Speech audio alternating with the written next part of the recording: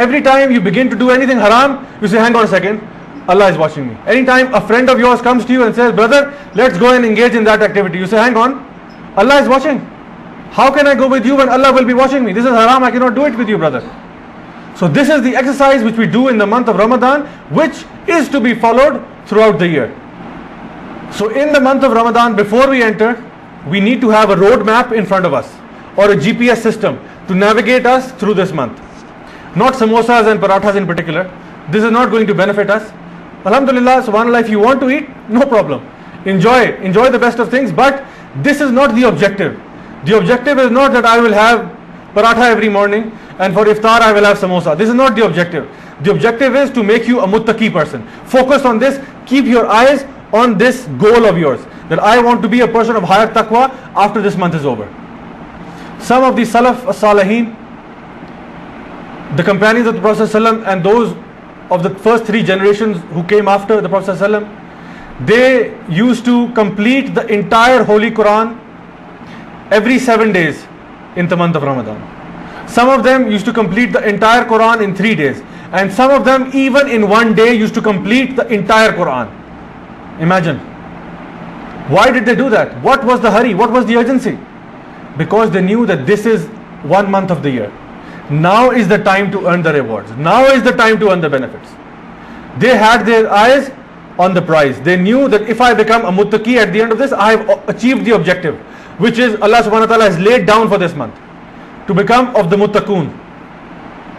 And this is exactly why Ramadan comes to us every year, to give us a chance to become closer to Allah subhanahu wa ta'ala, to befriend Allah subhanahu wa ta'ala, so that Allah becomes pleased with us and we become pleased with Allah.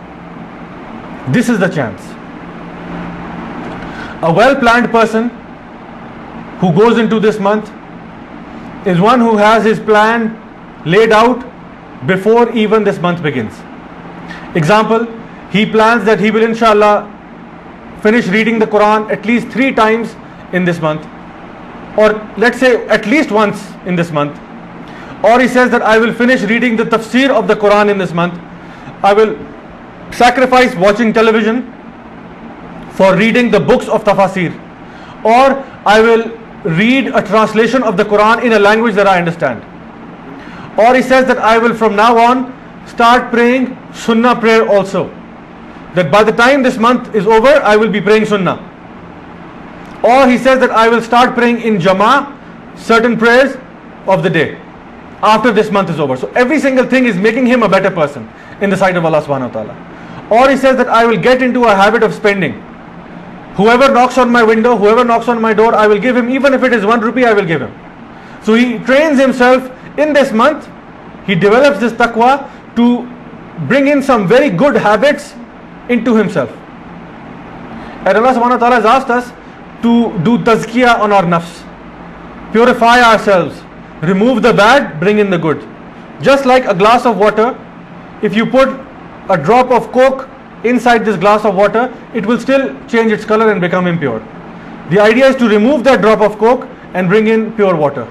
Likewise, our own nafs, we remove all the bad traits that we have. Like I said, we all sin.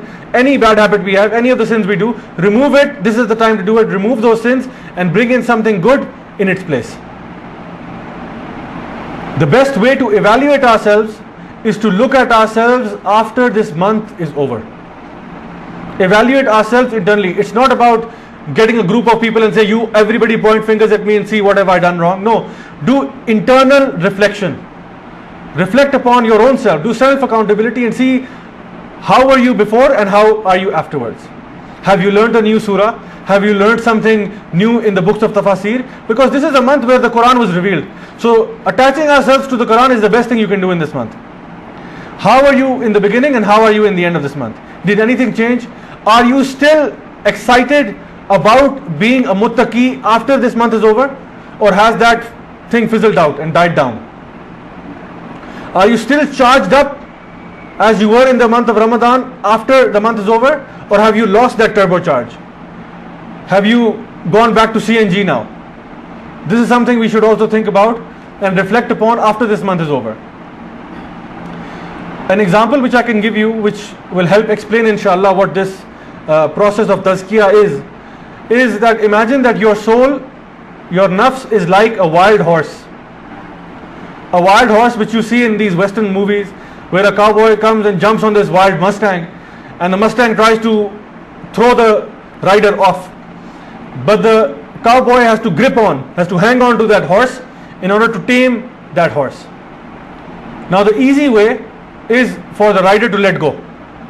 This is a short-term gain he will get. The pain will stop.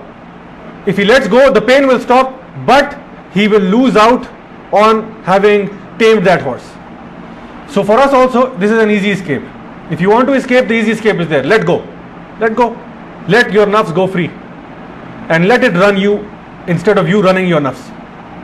Another rider could be one who takes control of the horse and he bears through that little bit of pain where the horse is kicking and jumping and trying to throw it off.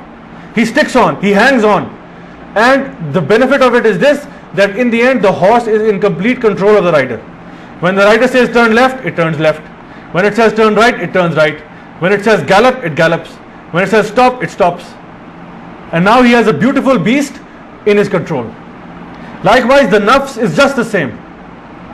You can train it, you can bear through some pain and train it, or you can let it control you.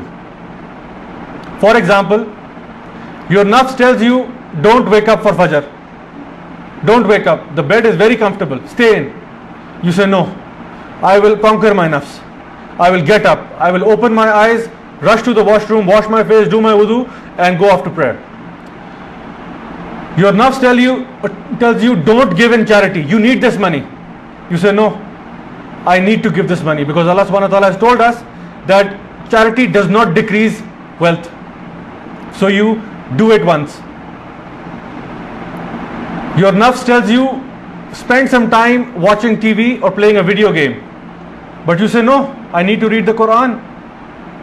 So you need to control that nafs. You tell the nafs, I need to wear the hijab. The nafs says don't do it. What will people say? How will people react?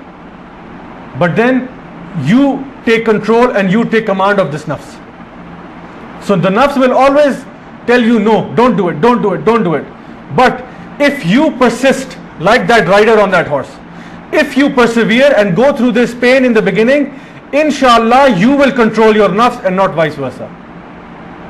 You will be the one who will control this nafs. And you have to, and I repeat this, you have to go through this pain in order to control your nafs. It does not happen that a person is born in control of his nafs. It does not happen like that. You have to go through this pain. You have to jump on that horse and bear that pain of the horse trying to throw you off. This is what the nafs will do. It will do it the first time, the second time, the third time, and then it will begin to tire down. Once you tell it, no, I will do it, I will do it, I will do it, the nafs will give up. It say, okay, this guy has made up his mind. And this is how you train yourself during the month of Ramadan to control your nafs. Until this becomes a habit of yours.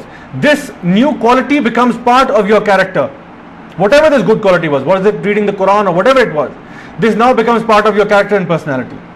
And so you begin to now control your nafs. Day by day, insha'Allah, it will only get better.